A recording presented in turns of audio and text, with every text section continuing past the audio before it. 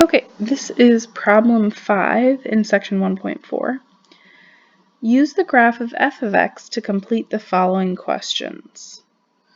All right, f of 1. So this is over here on the right, this is f of x. F of 1, I'd go to the x value 1, and then up to the curve, and it looks like that's a height of 1. So f of 1 equals 1.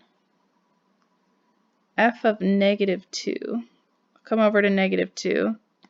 And then I kind of like imagine drawing like a line, dotted line, or just straight line, and negative 2. And so notice how this goes, this is an asymptote. So vertical asymptotes, they never actually touch their straight line. So f of negative 2 does not exist.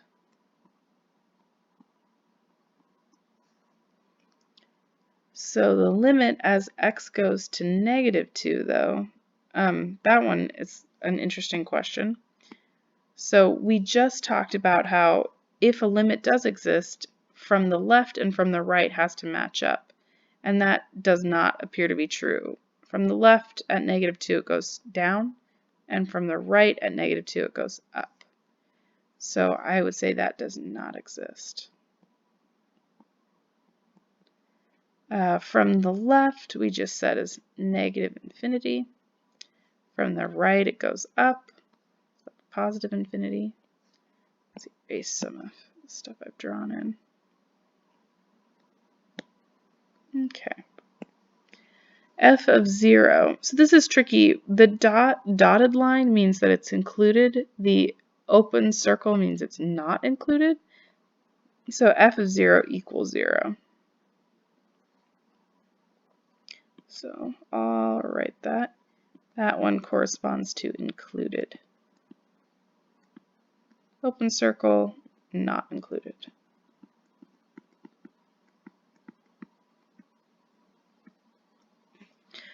Okay, now the limit as x goes to 0 of f of x. So from the left, that appears to be a height of 0. Oh, excuse me, from the right. From the right, that appears to be a height of 0. From the left, that appears to be a height of 1. So since those two don't match up, that does not exist.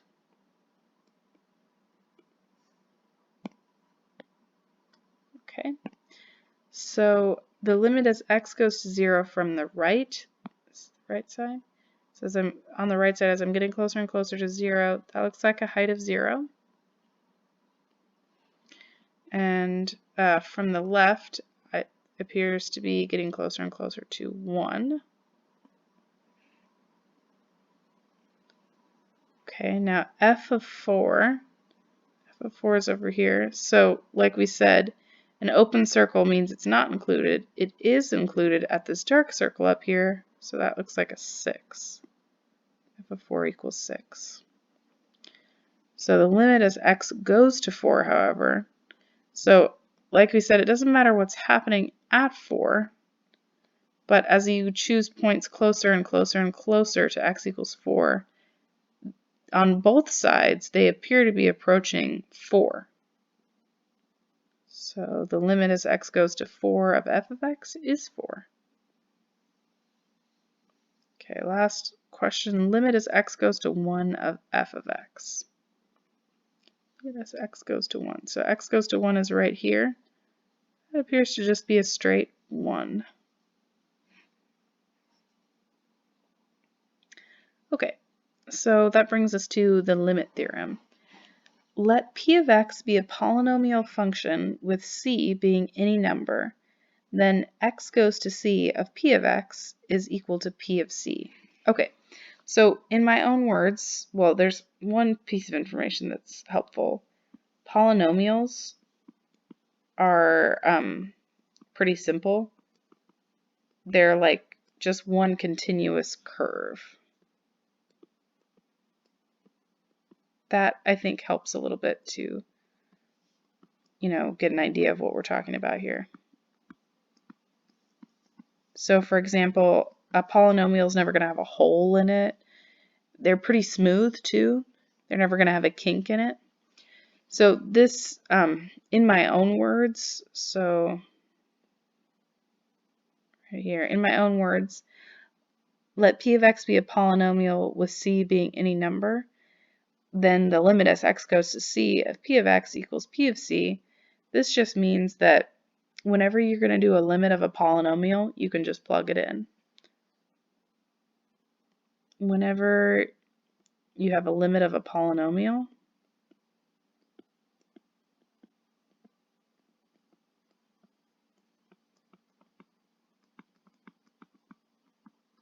you can just plug it in.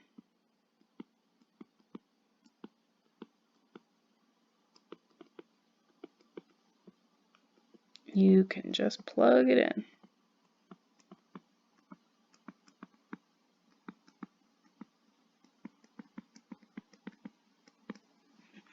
So some examples that I think will make this a little bit easier. So in number 6, all of these are just polynomials. They're x to a power type things. So let's actually write that. Polynomials. They're all polynomials. So that just means I plug it in. So 4 times 2 cubed minus 12. Whatever that is, that's it. Same thing with this next one, 6 times 2. I'm just plugging it in and that gives me my answer. So same thing, I just plug it in, 4 cubed. I will have to put that in a calculator, but I'm kind of on a roll. Same thing, I just plug in negative 2. I get 5 times negative 2 cubed minus 15. So I basically just put all of that into a calculator, which I'll do now. But it's as simple as that. I don't have to do any more work besides that. I just plug it in.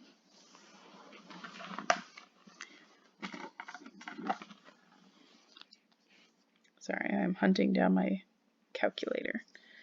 So for the top one, I have 4 times 8 minus 12. Okay, that's 20.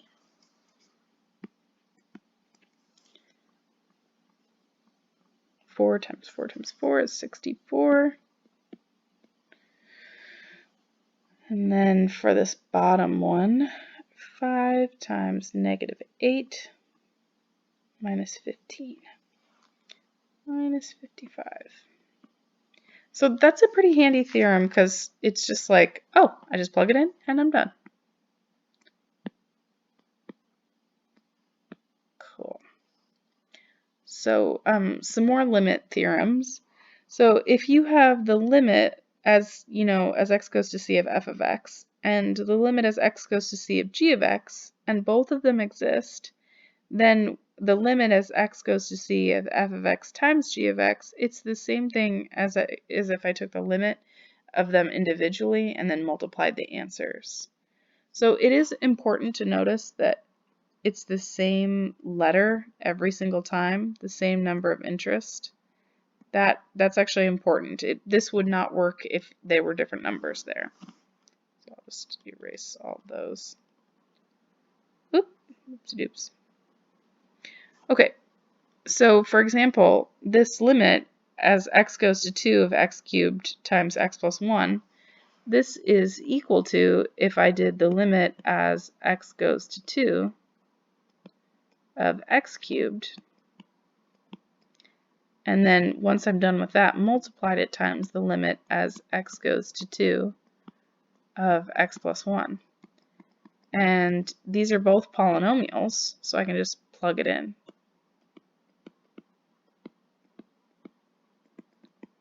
So then I have the limit as x goes to 2 of x cubed, just plugging it in, that's 2 cubed. And then the limit as x goes to 2 of x plus 1, I just plug in the 2. I get 2 plus 1. 2 cubed is 8, so I get 8 times 2 plus 1 is 3, which I believe is 24. So far, not so bad, I feel like. But again, let me know if you have questions, because I've been doing limits for years, and this is new to you, so if you have questions, please do ask. So another theorem is, it's very similar. So let r of x equal p of x over q of x. So it's a rational function, meaning it's a polynomial on top divided by a polynomial on the bottom. So let c be a number where q of c does not equal 0. So this is just like a way of saying don't divide by 0. So don't divide by 0. That is bad.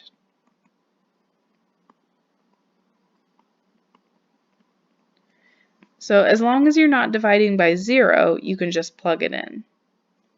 So just like a little note, rational functions take a little more work than just plugging it in. So you have to make sure that if you evaluate c for the bottom function, that it does not equal 0. You can't have a 0 on the bottom. If it's not 0, then evaluate the top and bottom polynomials individually and simplify and you're done. If it is 0, try factoring to simplify. So I actually don't want to put this right now.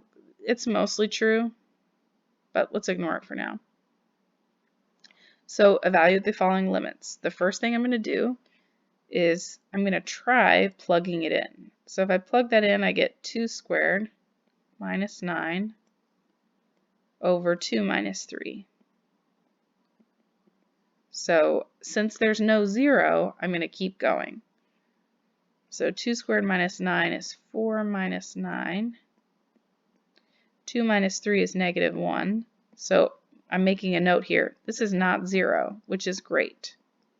Which means I'm in this first category up here. It's not 0. So I'm just going to evaluate the top and bottom and I'm done. 4 minus 9 is negative 5 over negative 1. Just get a regular 5. One thing to notice is, and I didn't actually have to use it, but x squared minus 9, that actually factors really nicely. X squared minus 9, it factors to x plus 3, x minus 3. It's called the difference of squares. 9's a square, x squared is a square. So then when I divided by x minus 3, they canceled. So that's how I got my 5, is I just plugged it into x plus 3. Kind of cool. Okay, so the one below that, I'm going to try it again. Limit as x goes to 3 of x squared minus 9 over x minus 3. I'll start by plugging it in just to see if that works. 3 squared minus 9 over 3 minus 3. And then I get stuck here. That is 0. Which means I'm in that second category where I need to try factoring. And like we just said, that does factor to x squared minus 9. Ooh, that looks terrible.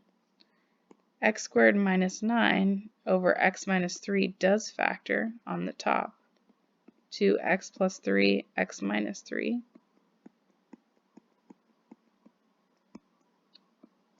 So what that tells me is that I'm trying to find the limit as x goes to 3. So notice these ones canceled, of x plus 3. That's a polynomial, so I can just plug it in. 3 plus 3 is 6. Pretty sweet. Okay, one more. So same thing, I will always start by plugging it in. X squared, so 2 squared minus 4 over 2 minus 2. Whoops, division by 0. Must try factoring. So I have to skip to steps 2, but that's a difference of squares. So I know that it equals the limit as x goes to 2 of x plus 2, x minus 2.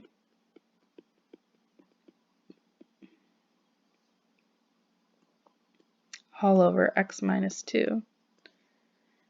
So these two I'm going to cancel out, and I get the limit as x goes to 2 of x plus 2.